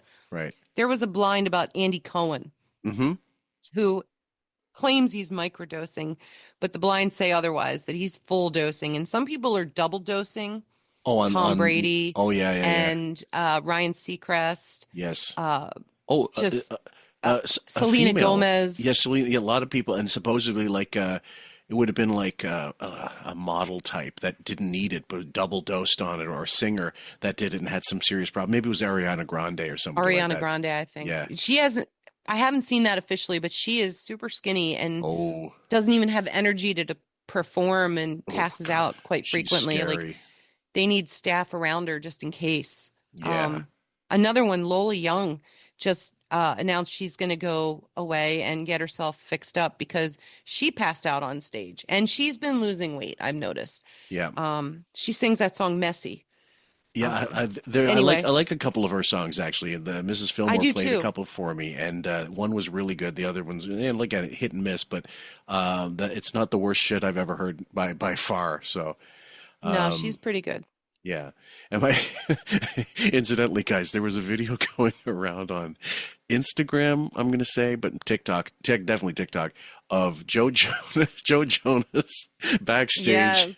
What looks like he's either fiddling around with trying to launch a snot rocket or doing coke was what people put in the comment section, but it looked like someone getting a fix.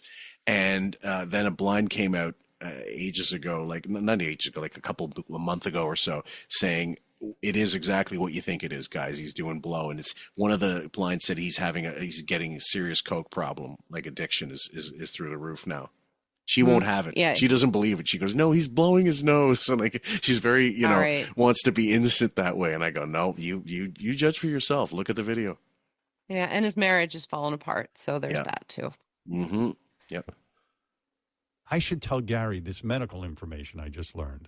Knows Jonas. Sorry. I mean, this guy seems like he knows what he's talking about.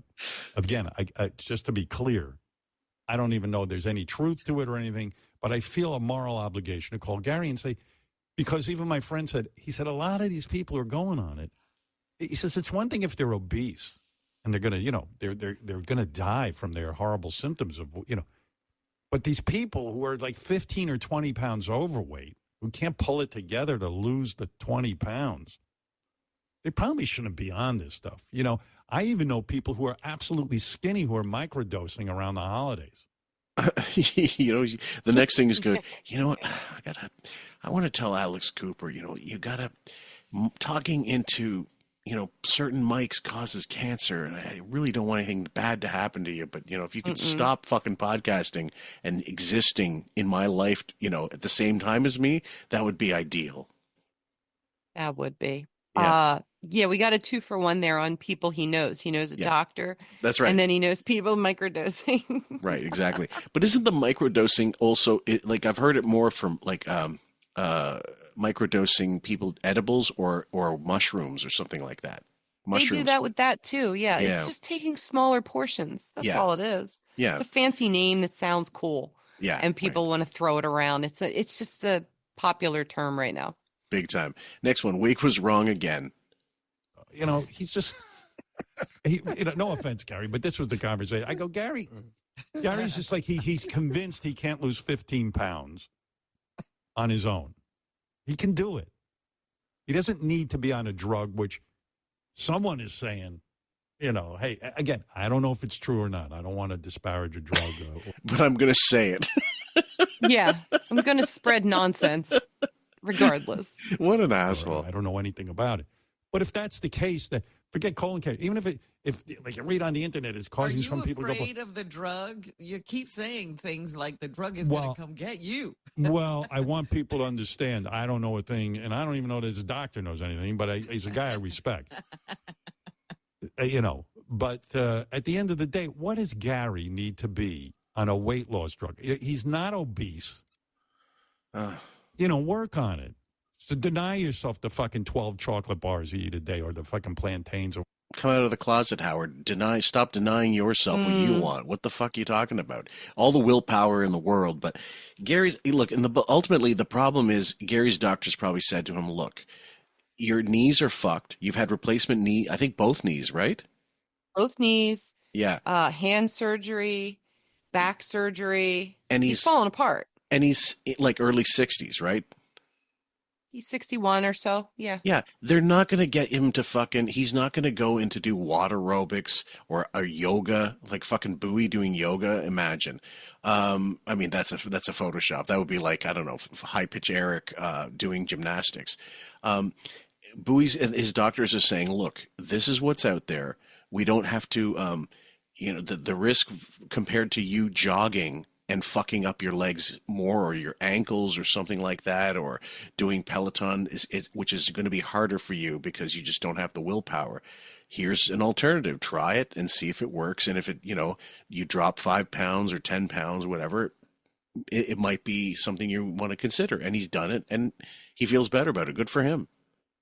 Right. He was doing pickleball. That was his sport. Right. And he still was eating a ton. Yeah. So it wasn't curbing the appetite. That's the problem. It turns off receptors in the brain. Yes. That people feel like it's almost like an addiction or cyclical, like every day you need a certain amount of sugar at a certain time, or you need some munchies late at night. Okay.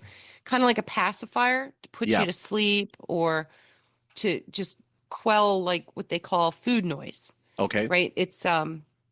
It's where you keep thinking about your next meal. Right. You're obsessed with food. The drug apparently lets people forget about that. And yes. And it also does something to their stomach where they're not hungry all the time. It slows down your digestion. So you don't need as much to have energy throughout the day. Mm-hmm. It's quite astonishing, like that we're just getting this now, and it's been around for a dozen years. Yeah. But people are taking advantage of it. It's working. If you can afford it, great. I mean, it's no more dangerous than any other bullshit they're going to feed us over the counter for when you're diabetic or they're giving you oxys after you have knee surgery. Well, and your liver is going into overload because it's got to process that shit. Yeah.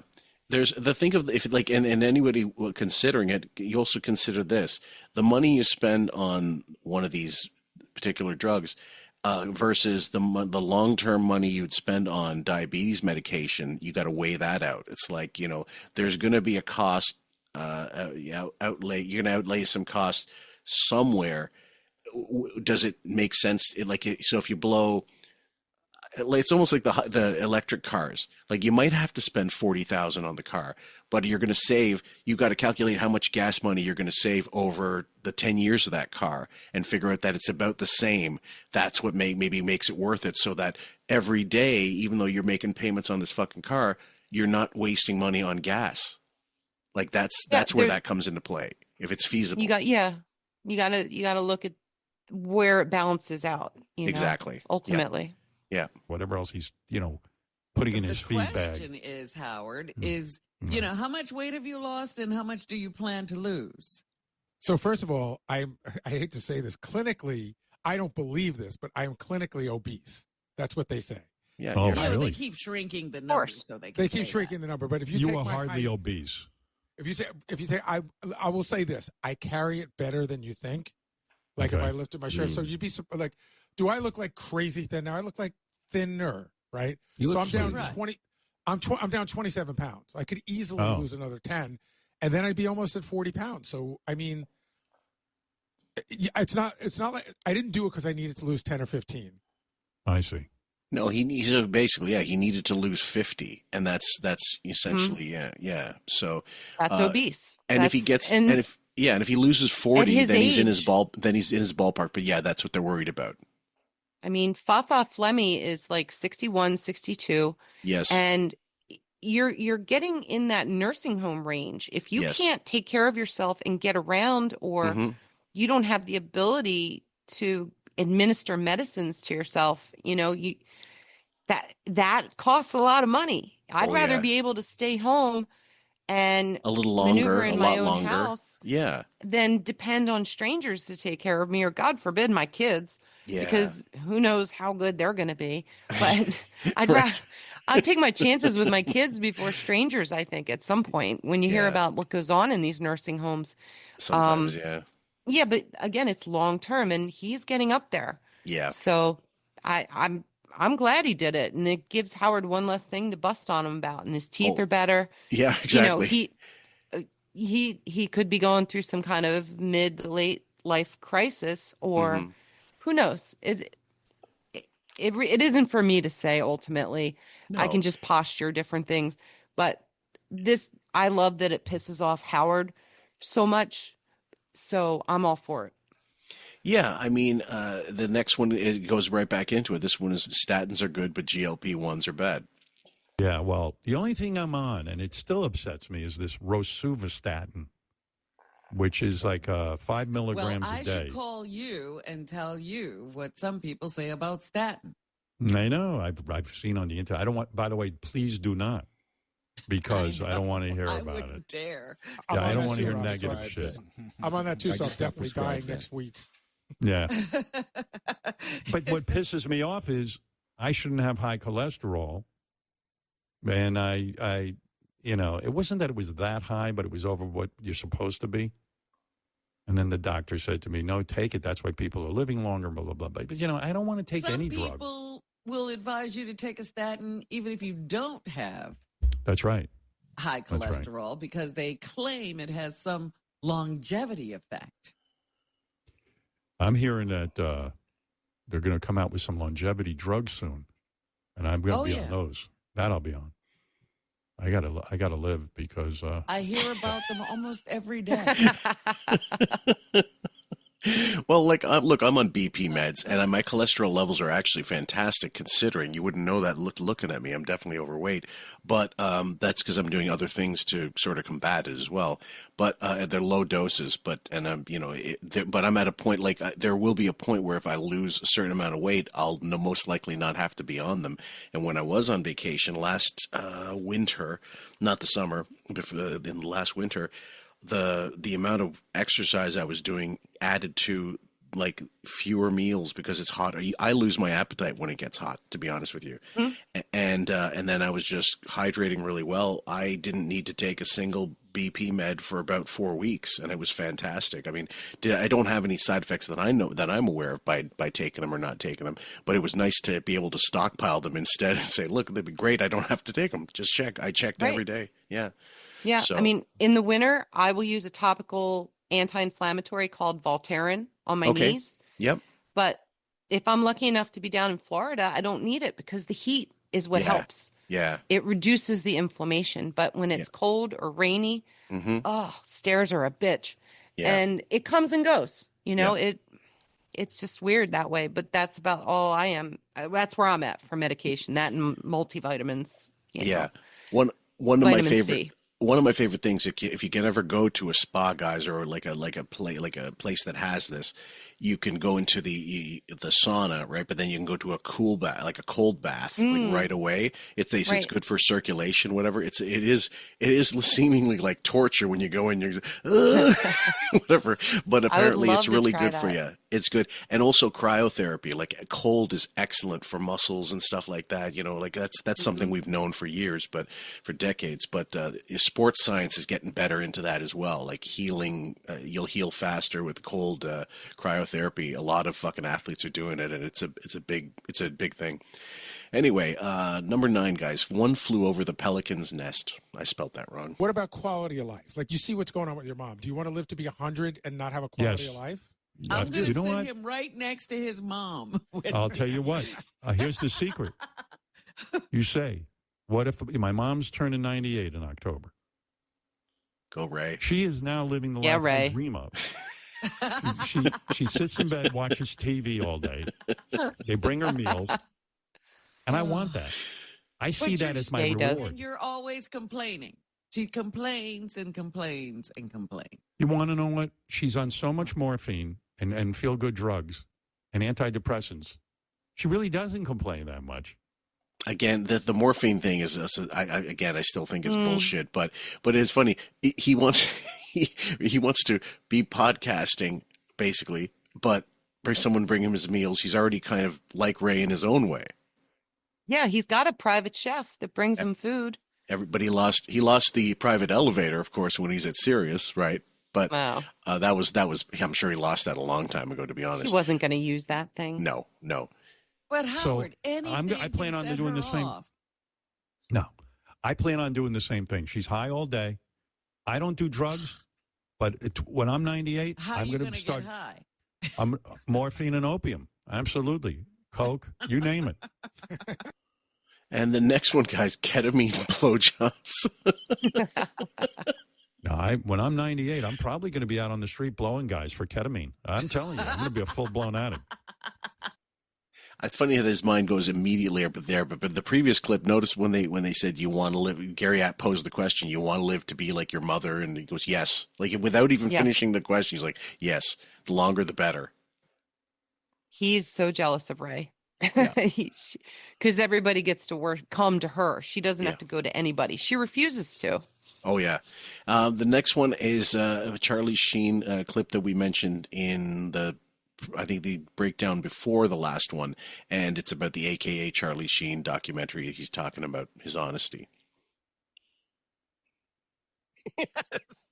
But if he was into guys, maybe being with a woman wasn't really what he was after. I don't know. It sounds to me like we need a real documentary on him. He was into guys.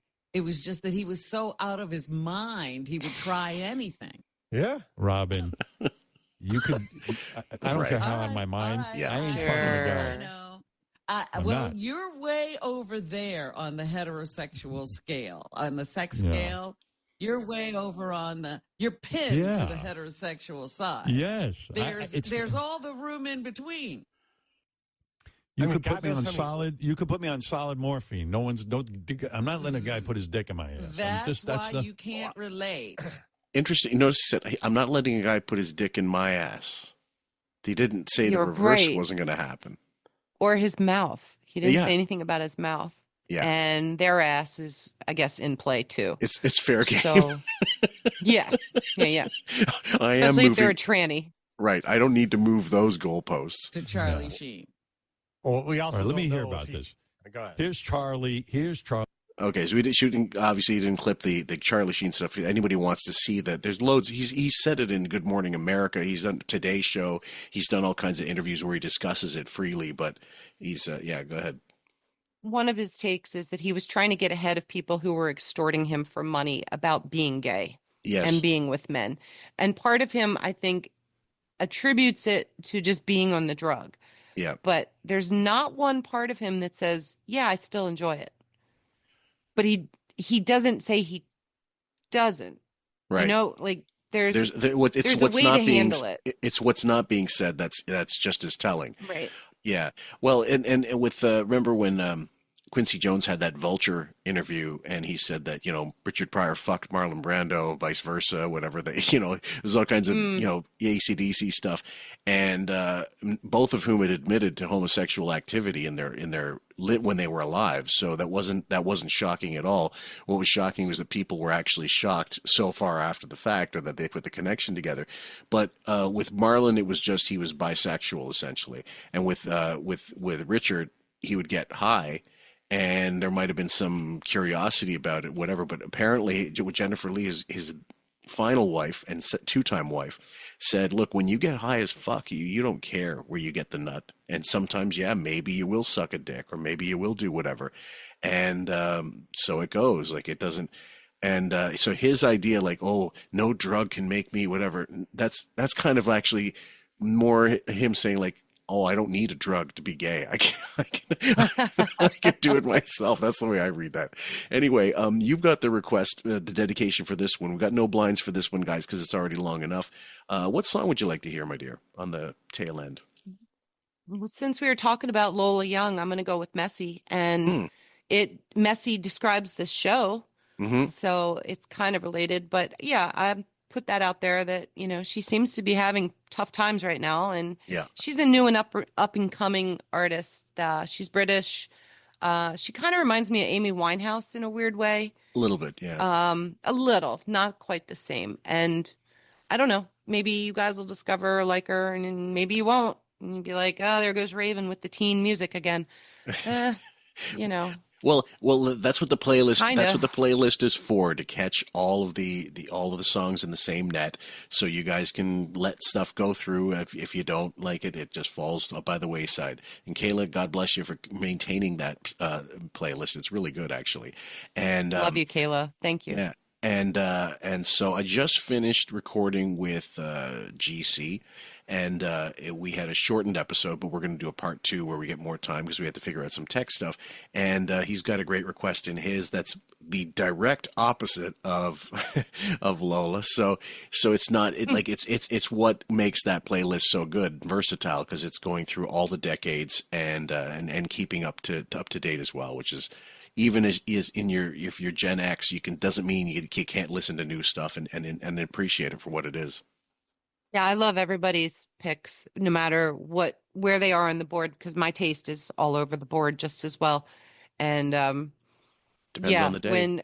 When Carrie came out with Fire Island by the Village People, I almost lost my shit. That was hysterical, and I was like, yes. And I went out and I listened to that on my own after that episode, because I just thought it just had me like, I was in that vibe, and I was at work and I was having a good day, and I was like, I'm going to play this. But it has you never know where these are going to lead you, is what I'm saying. Yeah, it has no right existing on any playlist outside of, I don't know, the WFAG top 20 or something.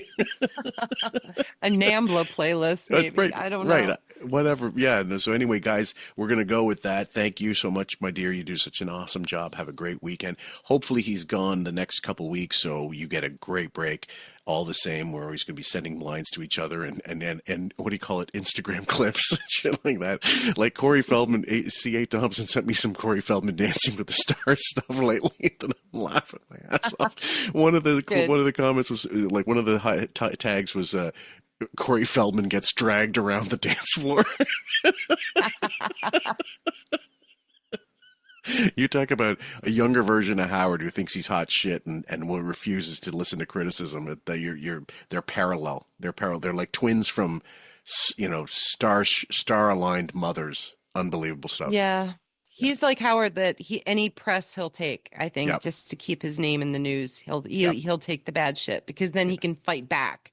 Yeah. And be, proactive, Corey. Whatever. Yeah. Fuck off, Corey. And Kayla, yes, when at the end of the Rape of the Two Corys, when he cuts off his cowlick, whatever, and puts it on Corey Haim's rat tail, whatever, he puts it on his grave. Maybe hopefully next time he'll cut off his head and put it on that fucking grave, so we don't ever have to see or hear from him again. Yeah. Yeah. At least, yeah. Anyway, take care, guys. We love you. See you on the next one. Bye, guys. Well, just real quick, I was also calling because I just wanted to say my tour starts on the 17th of June. Thanks, Eric. All right, buddy. Eric, what? I couldn't hear you. What did you say? I said the tour that I'm Take care, man. Don't ever call back.